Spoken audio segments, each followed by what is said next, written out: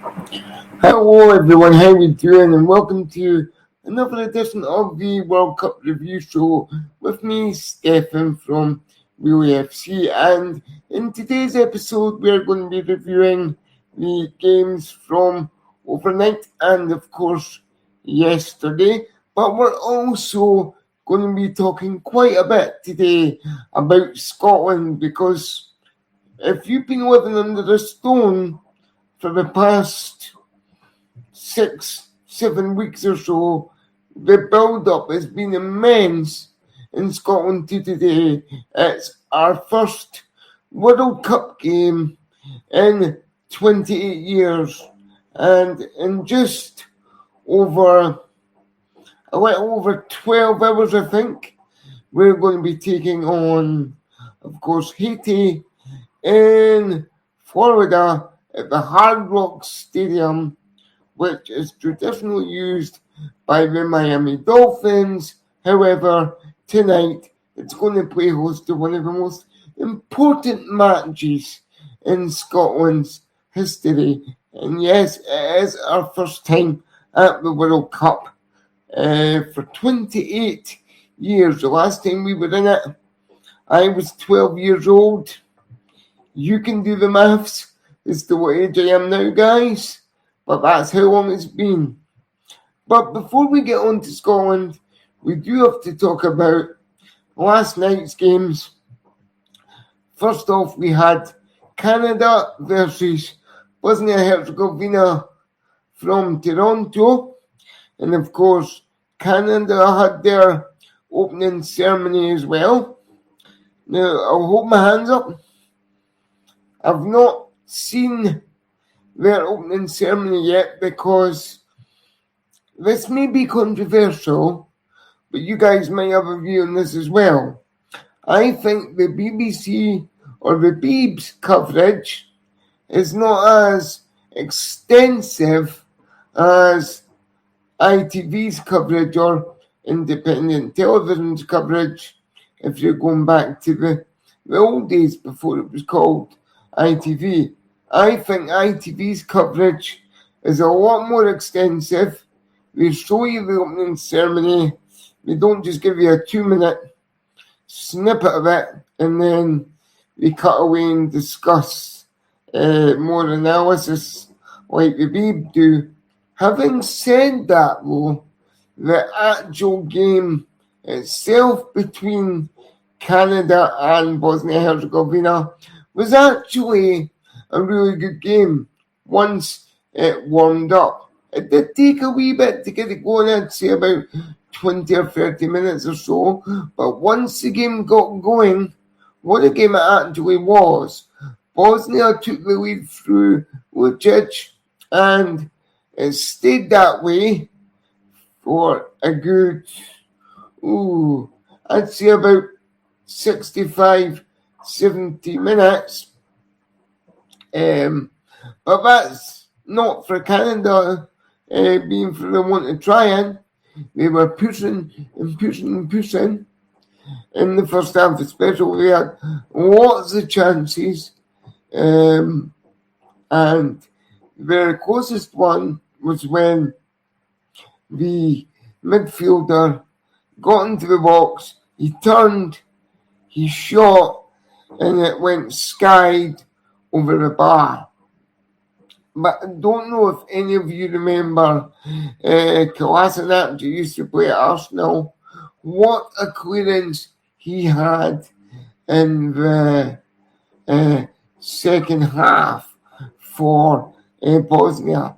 So the ball comes in, the Canada player takes a shot, it flicks up off the defender for Bosnia, and for all intents and purposes, it looks like it's going to be a goal.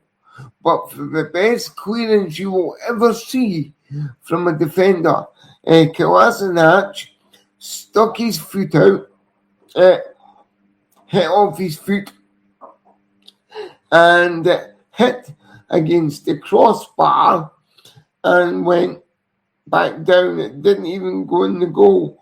what a clearance that was from Kolasinac. Incidentally, after that, it was all Canada. Canada were pushing and pushing and pushing and pushing in the second half. And in the 75th minute, we finally got the reward through Southampton striker Kyle Warren. He got the ball, he swiveled round, he shot past the Bosnian keeper, and it gave Canada their first goal of this World Cup. But more importantly, actually gave Canada a wee bit of history, because that was their first ever point in a World Cup game ever. In any game, be it group stage, knockout, whatever. We got their first ever World Cup point last night, and it puts them top of the group on, I can't remember what it was. It was a funny rule. It wasn't, obviously it wasn't goal difference. I think it was on like head-to-head or chances created or something. It put them top of the group. But the question is, we got a good draw to start their World Cup campaign. But the question is, folks, can Canada beat Qatar next week? And can they stay in one of the top two positions in their group? I just don't know. If I'm being honest with you, on the evidence of the second half of their game last night, I could see we've got a very strong chance of doing it, but we need to keep up the intensity and the style of play that we showed in the second half of the opening game yesterday was fantastic, and they need to keep that up to have any hope of progressing in the tournament. Because if they don't, sadly, we'll just fall away at a whimper. Now, that's not to say, of course, if they finish in third place in our group, we could be one of the best placed 8 third place teams that goes through to the round of 32.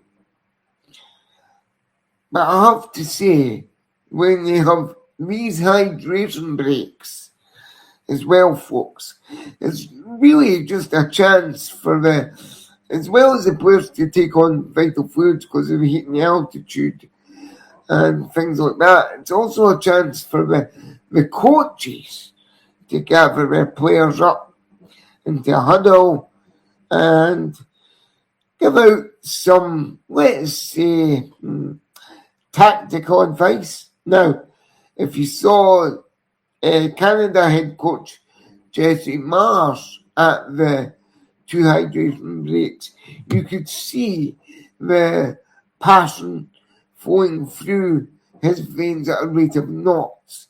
And during the second hydration break in the second half, because there was one in each half,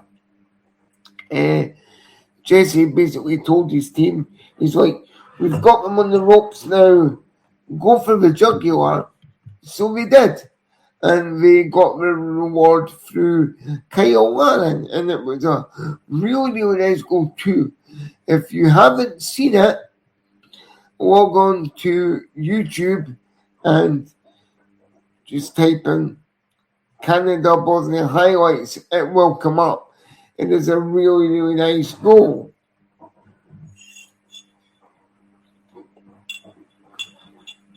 So, in that group, you have Canada,